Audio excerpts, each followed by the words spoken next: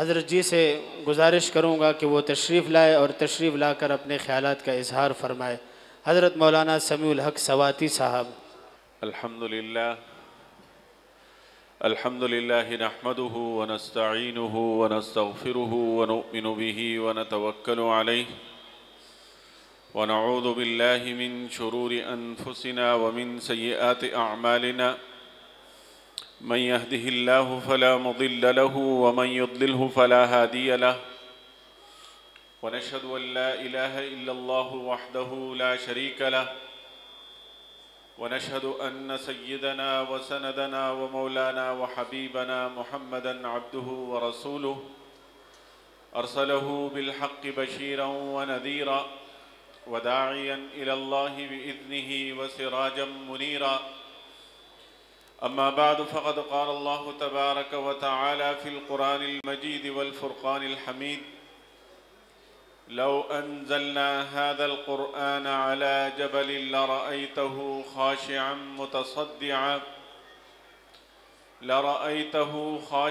मुतसद्दिअन मिन ख़श्यतिल्लाह व तिल्कल अम्सालु नज़रिबुहा लिन्नासि लअल्लहुम यतफ़क्करून।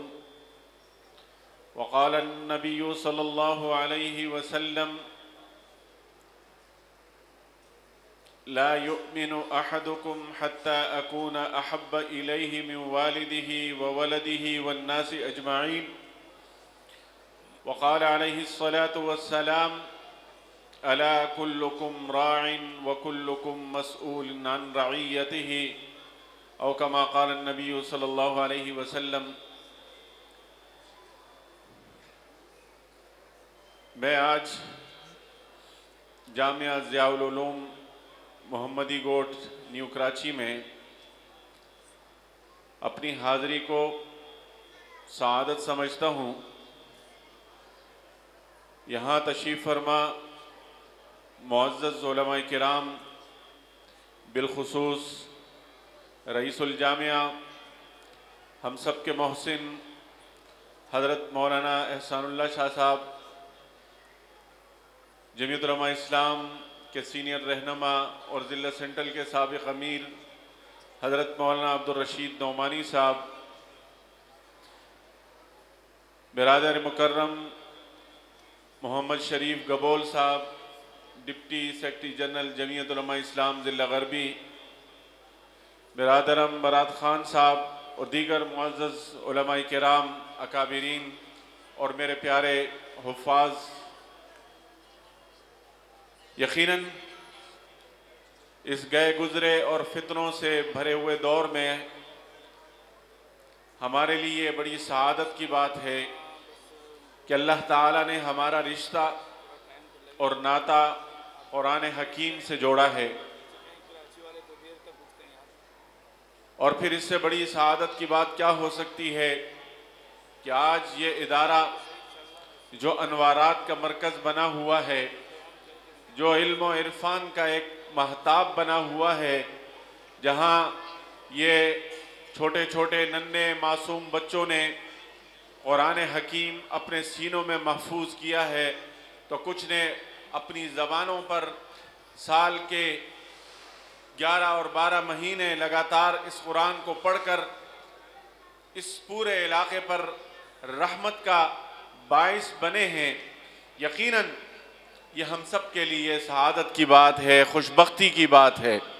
और फिर दीनी मदारिस से जिन हज़रात की मोहब्बत है, यकीनन वो मोहब्बत भी बड़ी अनमोल मोहब्बत होती है कि जहाँ ये ज़मीन का वो टुकड़ा है जिसमें हम और आप रह रहे हैं, कि जो इस्लाम के नाम पर हासिल किया गया, जिसकी आज़ादी के वक्त हमारे अकाबिरीन ने, हमारे आबाओ अजदाद ने पाकिस्तान का मतलब क्या, ला इलाहा इल्लल्लाह के नारे बुलंद किए।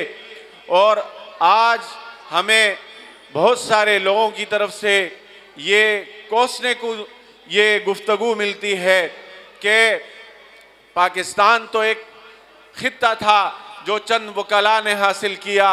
तो मैं उनको बताता चलूं कि ये वकीलों की कुर्बानियों का नतीजा नहीं था।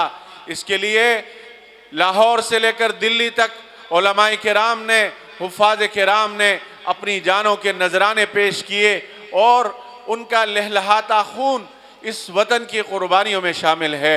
ऐसा नहीं है कि ये चंद वकीलों ने अंग्रेज़ों से मुकदमा जीता और पाकिस्तान जैसा टुकड़ा हमें मिला। ये रोए ज़मीन पर वो वाहिद टुकड़ा है कि जो इस्लाम के नाम पर बना, और आज भी पूरी दुनिया की गैर मुस्लिम क़ुव्वतें इस मुल्क में इस्लाम को कमज़ोर करना चाहती हैं, दीनी इदारों को कमज़ोर करना चाहती हैं। हमारे इस मुल्क में IMF से मुआहदे किए जाते हैं कि यहाँ के दीनी मदारिस के अकाउंट को मुंजमद कर दिया जाए और यहाँ के दीनी मदारिस से ताउन करने वालों को तंग किया जाए। आपको याद होगा लाल मस्जिद का वाक़या भी आपको याद होगा, जब उस एक वाक़े से पूरे मुल्क में नफरत की वो आग फैली कि आज तक वो सिलसिला थमने का नाम नहीं ले रहा। और जनरल मुशर्रफ जैसे बदबख्त और मलऊन ने जो अपनी अंजाम को भी पहुंच चुका है, उसने जिस बर्बरियत का इस्लामाबाद की लाल मस्जिद में मुजाहिरा किया, जहां फास्फोर्स बमों का इस्तेमाल किया, ऐसे केमिकल का इस्तेमाल किया कि इंसानी गोश्त उससे रुई की तरह बह जाता है। इतने बड़े मजालिम के बावजूद भी अल्लाह ताला ने इस मुल्क की हिफाजत की है और अल्हम्दुलिल्लाह अकाबिरीन उम्मत आज भी इस मुमलिकत की हिफाजत के लिए अपनी कुर्बानियाँ पेश कर रहे हैं। जमीयत उलमा इस्लाम की कुर्बानियाँ आपके सामने हैं। जमीयत उलमा इस्लाम ने माजी करीब में यहाँ उन हुकूमतों का मुकाबला किया कि जो हुकूमतें बैरूनी फंडिड थी, जिन्होंने अगयार से मुआहदे कर रखे थे, जिन्होंने इस मुल्क को नीलाम करने का सोचा हुआ था। आज आपको मालूम नहीं कि ये जो महंगाई है, ये जो परेशानियां हैं, ये किसकी वजह से हैं। ये मौजूदा हुकूमत की इतनी तबाही नहीं लेकर आई जो 2020 में ये लोग तबाही लेकर आए और आज तक पाकिस्तानी उसको भुगत रहे हैं। मैं समझता हूँ हमारे यहाँ बाकायदा प्लानिंग के ज़रिए किसी के हाथ में तस्बीह दे दी जाती है और उसको बुरखे वाली बेगम भी दे दी जाती है, अगरचे उसके बच्चे यहूदियों के ज़ेर कफ़ालत हों, लेकिन चूँकि उसके हाथ में तस्बीह है और वो नमाज़ें भी उल्टी सीधी पढ़ लेता है, वो पाकिस्तानी लिबास पहन लेता है, अगयार का नुमाइंदा है, अगयार का गुमाश्ता है, लेकिन हमारे यहाँ उसे बड़ी पजीराई दी जाती है। क्यों? इसलिए कि वो उसके साथ, उसके नाम के साथ खान लगा दिया जाता है। अजीज़ान मोहतरम, ये कोई मामूली बात नहीं है। जिन लोगों ने हमारे मुल्क के नज़रियाती तशख़्ख़ुस को कमज़ोर करने की कोशिश की, मेरी और आपकी ज़िम्मेदारी है कि इस मुल्क की नज़रियाती सरहदात की हिफाजत करें, जोग्राफियाई सरहदात की हिफाजत करें। आज हमारे नौजवान उसके नाम पर फ़िदा हैं और बहुत सारे नौजवानों को पता भी नहीं है, हक़ाइक़ से भी नाआशना है।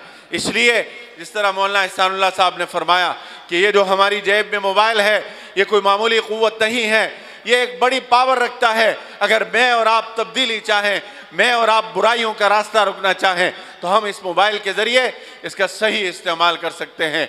मैं अपने अकाबिर को बड़े एहतराम की नज़र से देखते हुए कि बहुत सारे हमारे अकाबिर को आज भी मोबाइल के इस्तेमाल पर तहफ़्फ़ुज़ात हैं, लेकिन अज़ीज़ान मन अब वो दौर आ चुका है कि इस मोबाइल से कोई महफूज नहीं है। ये आपकी बहन के पास भी है, आपकी बीवी के पास भी है, आपके बच्चे के पास भी है, लेकिन अगर ये इस्तेमाल हम तर्क नहीं कर सकते तो क्यों ना हम इसका मस्बत इस्तेमाल करें। इसका मस्बत इस्तेमाल कैसे करेंगे? खैबर पख्तूनख्वा में एक हुकूमत आती है और वो 5000 लोगों को भर्ती कर लेती है, और वो 5000 लोग घरों से बैठकर क्या करते हैं? घरों से बैठकर हम जिन्स परस्ती के वो स्कूल जो खैबर पख्तूनख्वा में जगह जगह खोले गए, जिनके झंडे जगह जगह खैबर पख्तूनख्वा के स्कूलों पर लगाए गए, उसकी तरवीज कर रहे हैं, उसकी तशहीर कर रहे हैं और कौम का पैसा उनको दिया जा रहा है। मगरिबी एजेंडे को वो तरवीज दे रहे हैं। मैं और आप इस्लाम की सरबुलंदी के लिए काम क्यों नहीं कर सकते? मैं और आप उलमाए किराम की इज्जत और नामूस के लिए काम क्यों नहीं कर सकते? मैं यकीन से कहता हूँ मौलाना फजलुर रहमान को बहुत ज़्यादा गालियाँ दी जाती हैं, लेकिन जिन्होंने उनको करीब से देखा है, जिन्होंने उनका किरदार देखा है, उनकी रात की तन्हाई देखी है, उनका रात का गोशा और इबादतें देखी हैं और उनकी बुखारी शरीफ की वो ख़त्म बुखारी की तकरीबात में वो इल्मी गुफ्तगू देखी है, और जिन्होंने उनका सफ़र और हज़र देखा है कि वो शख्स जिससे कभी जमात की नमाज नहीं छूटी, वो शख्स जिससे कभी तहज्जुद की नमाज नहीं छूटी, वो शख्स जो रात को उठकर अल्लाह ताला के सामने गिरे औजारी करता है। मैं और आप गिला करते हैं ना कि वो क्यों जरदारी और नवाज शरीफ के साथ बैठता है, तो जरदारी और नवाज शरीफ को वोट कौन देते हैं? मैं और आप देते हैं, हम और आप उनको वोट देते हैं। और दूसरी पार्टियों को कौन वोट देता है? जो कौम परस्ती की नाम पर जो तासुबात की सियासत करते हैं, जो इस शहर में भी तासुबात की सियासत करते हैं, जो पूरे पाकिस्तान में असबियत की, कौम परस्ती की, लादीनियत की सियासत करते हैं, उन्हें कौन प्रमोट करता है? तो जब एक ऐसा मरहला आता है कि जहां आपके पास 350 के ऐवान में, 450 के ऐवान में 15 मौलवी हों, तो फिर आपको 50 लिबरल का सहारा बनना पड़ता है। 50 नवाज शरीफ वाले और 50 पीपल्स पार्टी वालों के साथ मिलकर फिर इत्तेहाद बनाना पड़ता है। फिर बड़ी बुराइयों का रास्ता रोकने के लिए छोटी बुराइयों का साथ देना पड़ता है। आप उलमा को मजबूत करें। हाल ही में आपके इलाके में बल्दियाती इलेक्शन हुए हैं, मैं और आप कितना उलमा को सपोर्ट करते हैं? हमने कितना उलमा को वोट दिया है? उलमा हो या उलमा के नुमाइंदे हों, मेरी आपकी जिम्मेदारी है कि उलमा को मजबूत करें, ताकि इन ऐवानों में, चाहे सेनेट हो, चाहे सिंध असम्बली हो, चाहे कौमी असम्बली हो, वहाँ पर हमें कभी इन लिबरल और सेकुलर जमातों से जाकर भीख मांगनी नहीं पड़े। हम आज भी दीनी मदारिस का मुकद्दमा लड़ रहे हैं, हम आज भी दीनी मदारिस और मुल्क के नजरियाती तशख़्ख़ुस की बका की जंग लड़ रहे हैं। इस्लाम तो तब आएगा जब हम और आप उलमा को, दीनी जमातों को इतनी पावर देंगे कि वो 2/3 अक्सरियत से क़वानीन को पास करें। यहाँ तो आज तक आपके मुल्क में ख़त्म नबूवत की जंग छिड़ी हुई है कि ख़त्म नबूवत के कानून को कब वो ख़त्म करें, कुरान के अज़मत के क़वानीन को कब वो ख़त्म करेंगे। जमीयत उलमा इस्लाम इस मुक़द्दमे को पिछले 50 साल से लड़ रही है और इंशाअल्लाह आइंदा भी लड़ती रहेगी। मैं अपने नौजवानों से गुजारिश करूँगा कि आएँ, उलमा के हाथ मजबूत करें। मोबाइल आप घर पर भी इस्तेमाल करते हैं, ड्यूटी में भी इस्तेमाल करते हैं, फ़ारिग वक्त में भी इस्तेमाल करते हैं। उलमाए किराम मौजूद हैं, आपकी रहनुमाई करते रहेंगे, लेकिन कम अज़ कम आप सुनी सुनाई बातों पर यकीन न करें। आप वो उड़ती खबरें जो आपको किसी न किसी ज़रिए से मिलती है, जब तक आपको उसकी तस्दीक ना हो, आप उस पर कैसे यकीन कर सकते हैं? नबी करीम सल्लल्लाहु अलैहि वसल्लम ने ऐसे झूठों पर लानत फरमाई है कि जो सुनी सुनाई बातों पर नतीजे अखज़ कर लेते हैं। इसलिए हमें उलमाए किराम अपने किरदार के साथ, अपनी दस्तार के साथ, अपनी इस्लामी शनाख्त के साथ उसी ऐवान के अंदर मौजूद हैं कि आज भी उस ऐवान में अगर कोई अजान देने का वक्त हो तो आलमी दीन आगे होता है, जमीयत उलमा इस्लाम का नुमाइंदा आगे होता है, कोई सेकुलर और लिबरल उनको रोकने की क़ुव्वत नहीं रखता। इसलिए उलमा को मजबूत करें। सोशल मीडिया का मैदान हो या समाजी मैदान हो या हमारे मोहल्ले के अंदर जो मसाजिद हैं, जो मदारिस हैं, उनको मजबूत करें, उनकी बुनियादों को मुस्तहकम करें, ताकि ये हमारी औलादों की अच्छी तरबियत करके मिसाली मुआशरा तश्कील दें। अगर हमारा मुआशरा मिसाली होगा तो इन बच्चों की वजह से होगा, इन मुस्तकबिल के मेमारों की वजह से होगा।